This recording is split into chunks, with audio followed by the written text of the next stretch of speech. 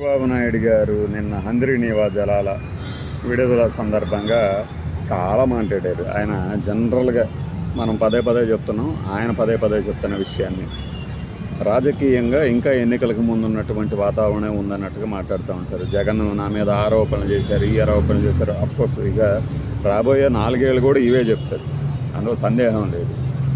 జలాలకు మేమే విడుదల చేసాం, ఎన్టీఆర్ గారు అలా చేశారు, తర్వాత మేమే చేస్తున్నాం, అంతవరకు ఓకే. కానీ ఈ సందర్భంగా అంటే మిగిలిన రాజకీయ పరమైనటువంటి మసాలా అంశాలను పక్కన పెడితే ఆయన ఇప్పుడు ఆధ్యాత్మిక ప్రదేశాలు, టూరిస్ట్ ప్లేసుల మీద కూడా పడిందనమాట.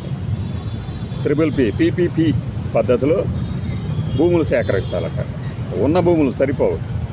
ఇప్పుడు శ్రీశైలం అట ఆధ్యాత్మిక దేవాలయమే కాదు, అక్కడ చుట్టుపక్కల పెద్ద జలాశయాలు కూడా ఉన్నాయి. మనము ఈ చుట్టూ డెవలప్ చేయాలి. ఏంటి డెవలప్ చేసేది? బిల్డింగ్లు కట్టేసి హోటల్ పెట్టేసేసి డెవలప్ చేసేసేయాలి. మనము కేవలం దీనికి టూరిజమే కాదు, దాని అనుబంధ సంస్థలను కూడా తీసుకొచ్చేటట్టు ఏర్పాటు చేయండి, సర్వీస్ రంగాన్ని కూడా తెచ్చేటట్టు.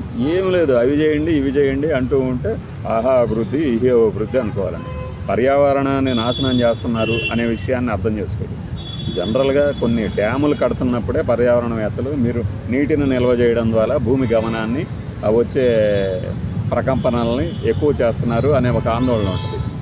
కానీ అవి ఎప్పటికో వచ్చే వాటితో పోల్చుకున్నప్పుడు జలాన్ని ఒడిసి పట్టడం అనేది మనకున్నటువంటి వనరుగా, అవకాశంగా భావిస్తున్నాం కాబట్టి వాటి మీద విమర్శలను పట్టించుకోరు. కానీ చుట్టుపక్కల మళ్ళీ బిల్డింగులు కడతాము, భూములను తీసేసుకుందాము, ఏదో డెవలప్ చేద్దాము. మన దృష్టిలో ఏంటి డెవలప్మెంట్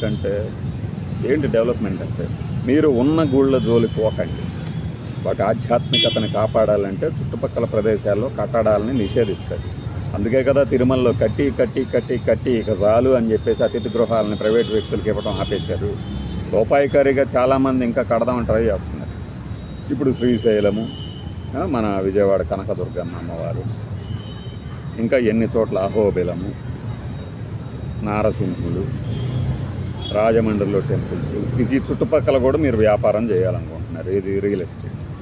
ఇంకా అదే భూములు సేకరించి ఏం చేయబోతాం సార్, నాకు తెలియగలుగుతాను. అంటే ఎక్కడ చూసిన వాళ్ళకి భూదాహం అనే పదం వాడాలనిపిస్తుంది కదా.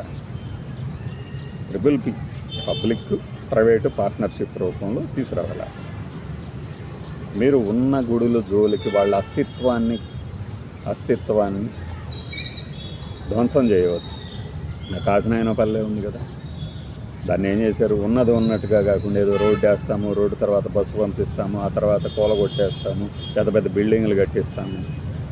మీరు సహజ సిద్ధంగా ఉన్న వాటి రూపాన్ని మారిస్తే వాటికి ఉన్న విలువ పోతుంది, మహత్వం కూడా తగ్గిపోతుంది. నమ్మేవాళ్ళు నమ్ముతారు, దీన్ని నమ్మని వాళ్ళతో మనం వాదించాల్సిన అవసరం లేదు.